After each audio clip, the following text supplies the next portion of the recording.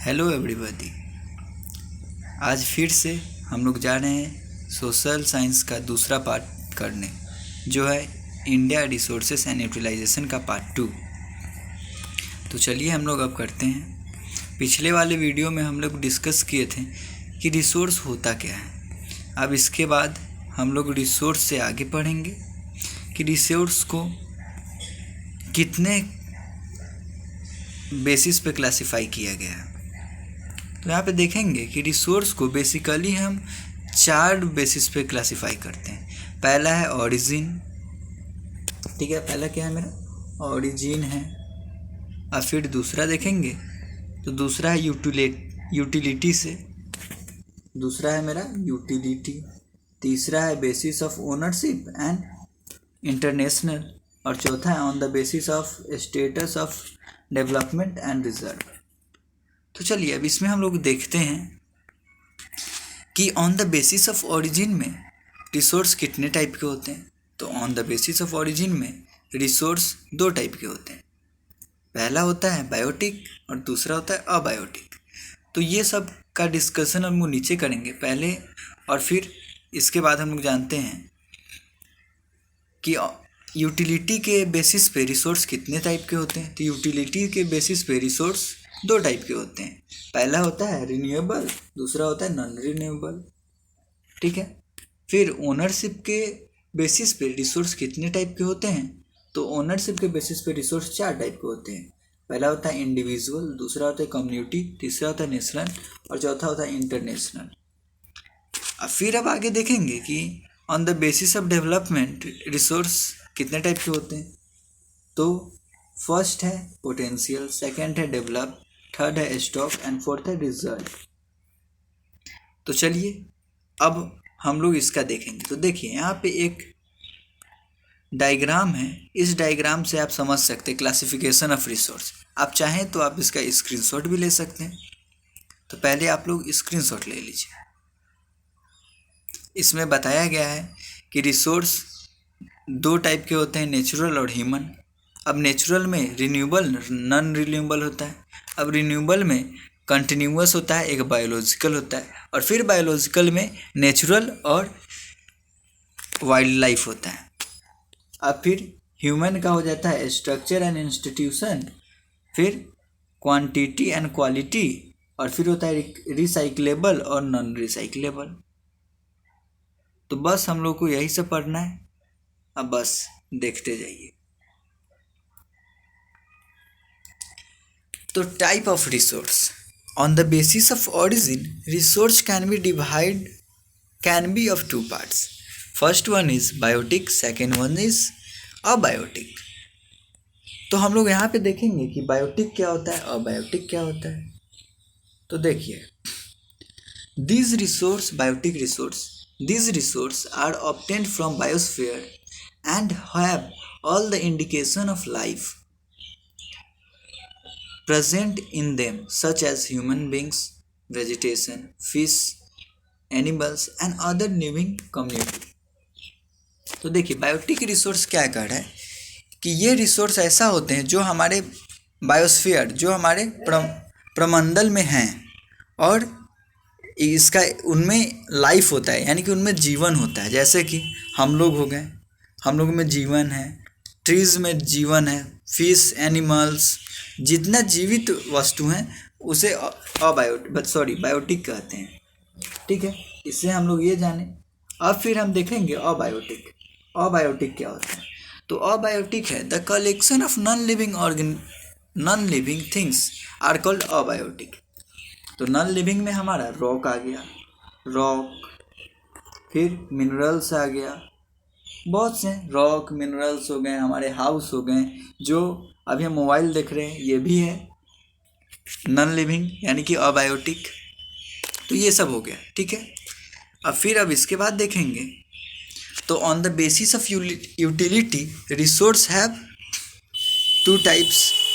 First is renewable and second is non renewable. तो अब renewable देखेंगे क्या होता है और नॉन रिन्यूएबल क्या होता है। तो renewable those resources which can be renewed or reproduced by physical, chemical or mechanical process। मतलब कि वैसा रिसोर्स जिसको हम दोबारा प्रोड्यूस कर सके, जिसमें हम फिजिकल, केमिकल और मैकेनिकल प्रोसेस का अप्लाई कर सकें, उसको हम लोग कहते हैं रिन्यूएबल रिसोर्स। अब हम लोग देखेंगे नॉन रिन्यूएबल रिसोर्स। तो नॉन रिन्यूएबल रिसोर्स क्या होता है कि the formation of this resource involve a very long period and complex process. The competition of this process can take lakhs of years and some of the resources are not recyclable and get exerted once they are used। मतलब कि इसमें क्या कह रहा है कि non renewable resource वैसा होते हैं जिनको रिसाइकल होने में बहुत सा समय लगता है। जैसे कि हम लोग पढ़े थे कि वेदरिंग ऑफ रॉक या फॉर्मेशन ऑफ कोयल, तो ये सब को होने में बहुत ज़्यादा समय लग जाता है, यानी कि लगभग लाख साल, करोड़ साल ऐसे लग जाता है ये सब को दोबारा रिप्रोड्यूस होने में। अगर ये और कोई ऐसा रिसोर्स होता है जो एक बार ख़त्म हो जाए तो फिर वो आता नहीं है, जैसे कि फॉसिल फ्यूल हो गए हमारे, ये सब हो गए। अब हम लोग देखेंगे on the basis of ownership. अब ऑनरशिप के बेसिस पे कितने रिसोर्स के टाइप हैं, तो ऑनरशिप में 4 हैं, इंडिविजुअल, कम्युनिटी रिसोर्स, फिर थर्ड है national resource and fourth is international resource. तो चलिए अब हम लोग देखते हैं इंडिविजुअल रिसोर्स क्या होता है। इंडिविजुअल रिसोर्स वैसे रिसोर्स को कह सकते हैं जो एक किसी खास आदमी का हो, मतलब एक खास पर्सन का हो, जो मतलब कि एज ए एग्जाम्पल हम ले सकते हैं हमारा घर है, ये हमारे पिताजी का है और इसके लिए हम सरकार को रेवेन्यू भी पे कर रहे हैं, गवर्नमेंट को रेवेन्यू भी दे रहे हैं। तो ये रिसोर्स को कह सकते हैं कि ये मेरा घर है, ये मेरा इंडिविजुअल रिसोर्स है, यानी कि ये मेरे फादर का इंडिविजुअल रिसोर्स है। तो यहाँ पे क्या दिया हुआ है कि this resource comes under the ownership of particular individual for which they pay revenue to the government. मतलब कि ये एक किसी खास आदमी का होता है जिसके लिए गवर्नमेंट को रेवेन्यू पे किया जाता है। एज ए एग्जाम्पल आप लोग देख सकते हैं कि कह रहा है plot of land, house, other property over people have personal ownership. जैसे कि मेरा घर हो गया, मेरा प्लॉट हो गया, और फिर मतलब कि निजी जो चीज़ है वो सब जिस पे मेरा अधिकार है वो इंडिविजुअल रिसोर्स में आ जाएगा। अब हम लोग देखते हैं कम्युनिटी रिसोर्स। तो कम्युनिटी रिसोर्स क्या होता है कि वैसा रिसोर्स जिस पर किसी पार्टिकुलर कम्युनिटी का अधिकार हो, किसी पार्टिकुलर कम्युनिटी का अधिकार हो। तो उसके लिए एज ए एग्जांपल हम ले सकते हैं कि हम लोग गांव में मंदिर बनाते हैं, तो मंदिर पे पूरे ग्रामवासियों का अधिकार होता है, तो वो क्या हो जाएगा, कम्युनिटी रिसोर्स हो जाएगा। ठीक है, अब बुक में क्या दिया हुआ है देख लेते हैं एक बार। This type of resource is owned by some particular community which is accessible to all the members of community such as grazing ground, burial ground, temples और मस्जिद, campus, community houses, ponds etcetera. मतलब कि जिस पे किसी खास व्यक्ति का अधिकार ना हो, इस पे सब व्यक्ति का अधिकार हो, मतलब कि उसमें एक से ज़्यादा व्यक्ति का अधिकार हो, उसे कहते हैं कम्युनिटी रिसोर्स। एज एग्जांपल में हम लोग पार्क ले सकते हैं, पिकनिक स्पॉट ले सकते हैं, प्ले ग्राउंड, मंदिर, मस्जिद, गुरुद्वारा, चर्च, ये सब हम एग्जाम्पल पे ले सकते हैं। अब हम लोग का है नेशनल रिसोर्स।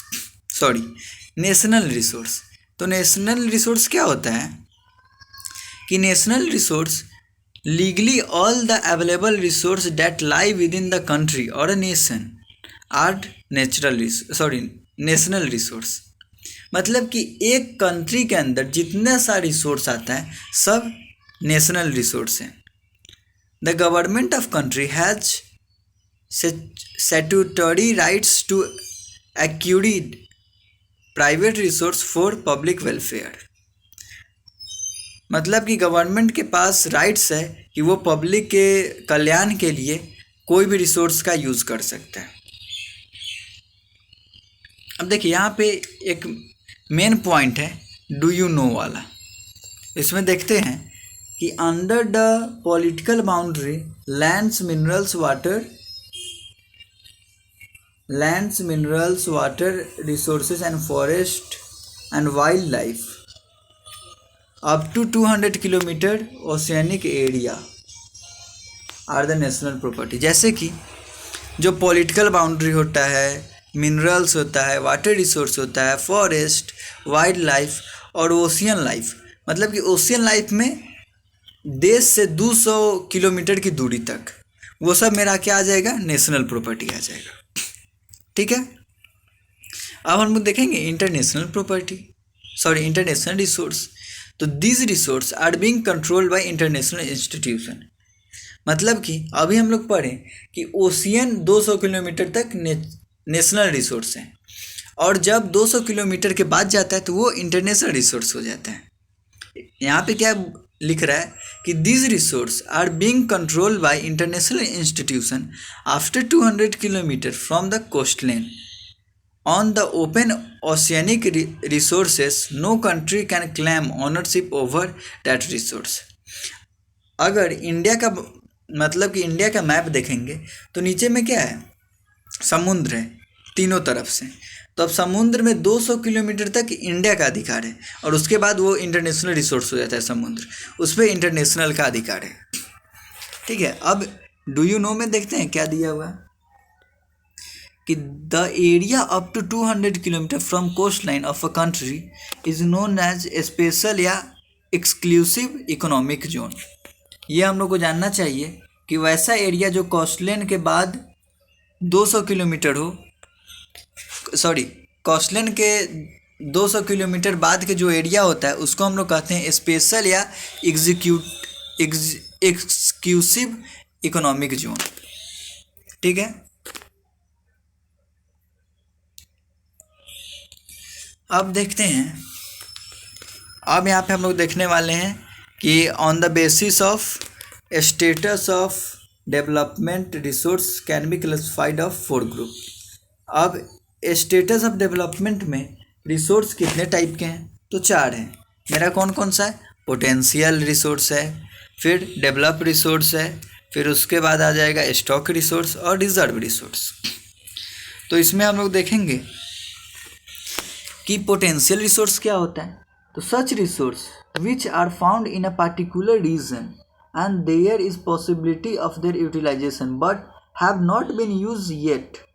मतलब कि वैसा रिसोर्स जहाँ पे पॉसिबिलिटीज़ है, मतलब कि संभावना है कि वहाँ पे ये रिसोर्स होगा, जो अभी तक यूज नहीं हुआ है।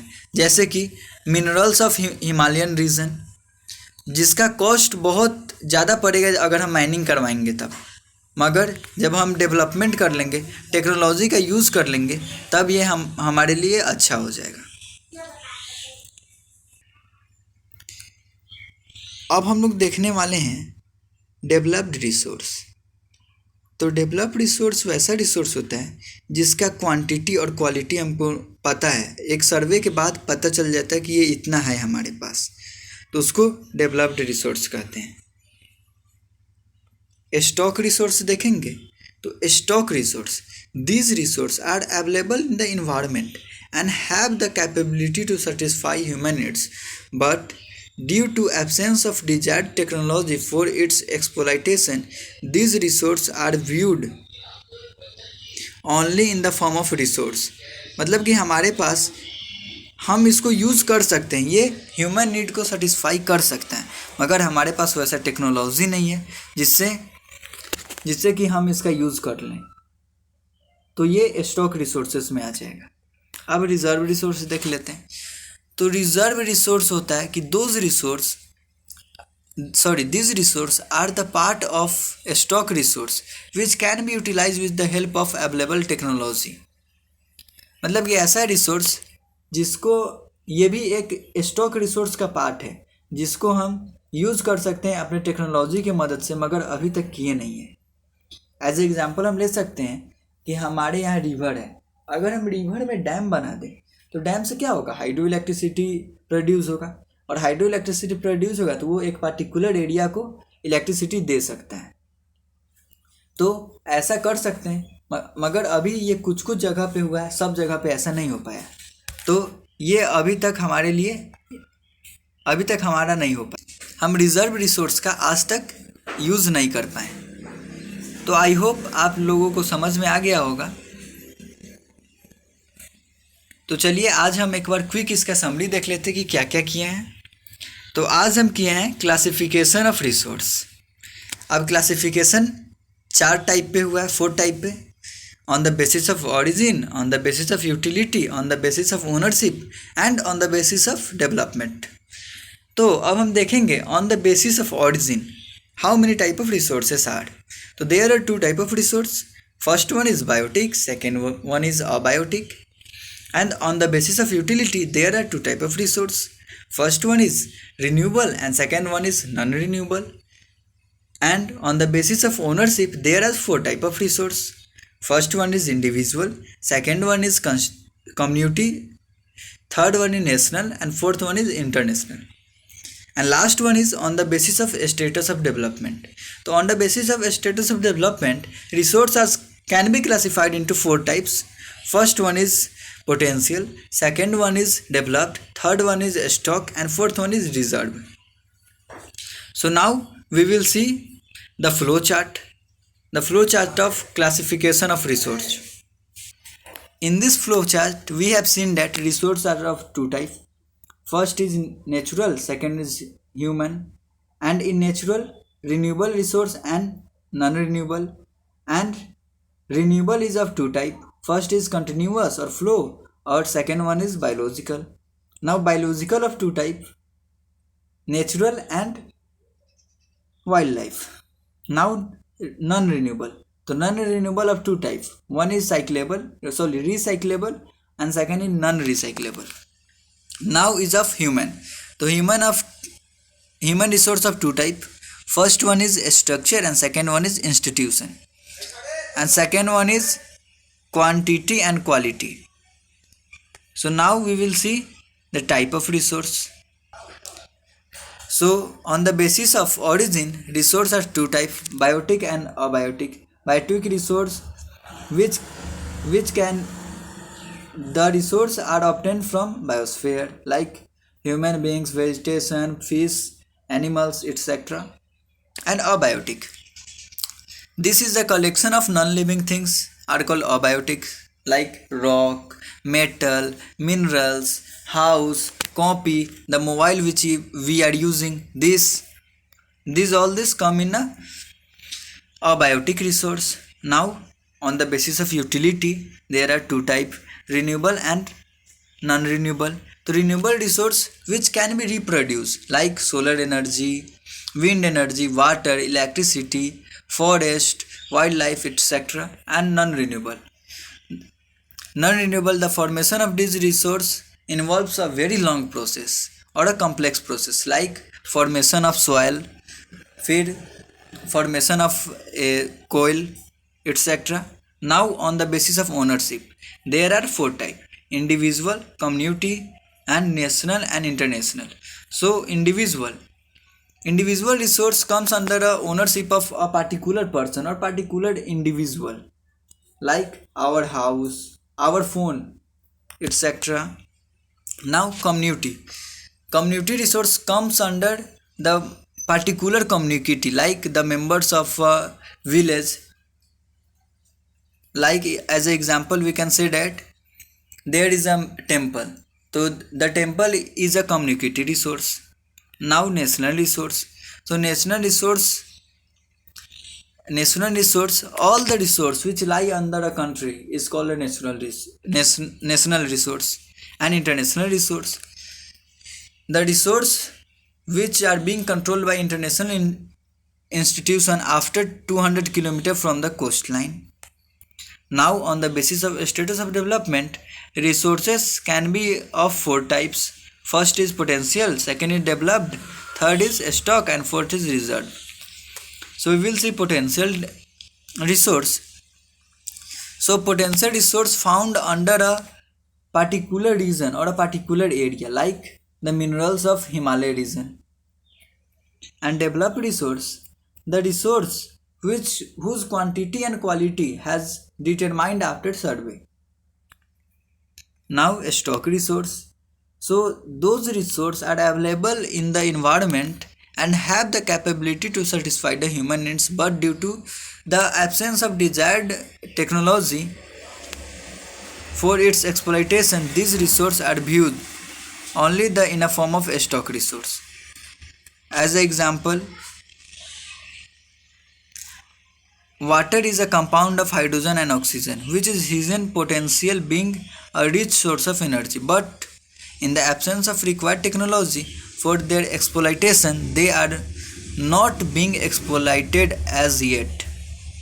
Now, reserve resource. So, these resources are a part of a stock resource which can be utilized in future with the help of available technology. But now it is not helping us. As an example, we can take river hydroelectricity generator. So I am ending the session. So thank you. अगर यह video आप लोगों को पसंद आए तो please like, comment और share कीजिएगा। आई होप आप लोगों को पूरा समझ में आ गया होगा। अगर नहीं आया होगा तो नीचे कमेंट करके बताइएगा। धन्यवाद।